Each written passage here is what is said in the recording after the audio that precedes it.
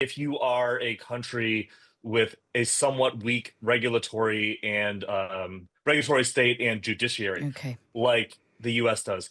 I can't speak to the UK, but I do imagine that that is a concern here, and probably a bet that billionaires are making that they're not going to really be held accountable for any of this stuff. So why not just do it? I would say that the tech bros are kind of putting their eggs in the Trump basket, as it were.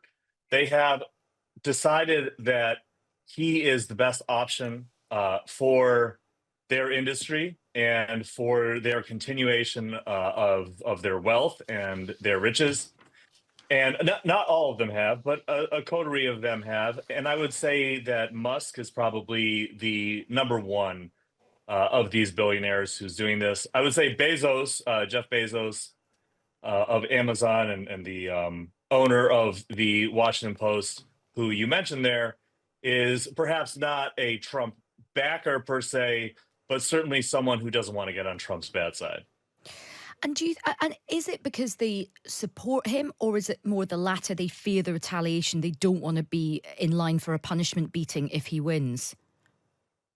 Well, I think that there are a few different ways of looking at this. I think someone like Musk, someone like Peter Thiel, the billionaire investor in Facebook, who also helped co-found PayPal with Musk and built his fortune that way. Palantir is one of his companies, has a lot of money in government Yeah, contracts. I mean, Palantir is a big Mark, story in Britain at the moment in terms of, potentially getting into the NHS contract. So they're a big company.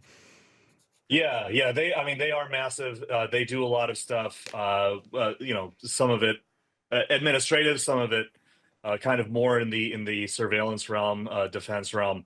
But yeah, so I think that they are two people who are large fans of Musk or large fans of Trump for reasons related to Trump's politics. So is Mark Andreessen, another billionaire investor in Facebook who co-founded Netscape, the company that made the browser navigator back in the 90s. So there are those guys, and they do believe in what Trump is offering, whether it's this kind of right-wing nativism, deregulation, the kind of somewhat isolationist foreign policy that Trump is proposing. These are things that kind of align with the kind of faux libertarianism you'll Yeah. find in Silicon Valley on the And right. Someone like Bezos, though, I just want to say, someone like Bezos, I think is maybe more representative of not only Silicon Valley in general, but also just American industry, where unless absolutely pushed, I think that most titans of industry don't really want to pick one or the other, and if kind of put to the test, would prefer not to. And look, these men, and it is mainly men, are incredibly powerful. As you say, these big companies that you've said, they touch our everyday lives. They have our data. They shape how our brains work. They're so influential. Is does anyone have the ability to sort of temper them now? Are our democracies at the mercy of these men now, Owen? Well, that's a good question. I think I was impressed and surprised that DOJ warned Musk against his proposed giving $1 million to a voter every day. Just a slight digression on that. I would note that he also promised $47 to people who signed up to vote through one of his political action committees or one of his organizations there. That money is not really materializing. Most of Musk's promises are, quite frankly, not true. Right. Okay. He promises to do these things and to give money and just doesn't. He does it for PR. He gets people talking about it.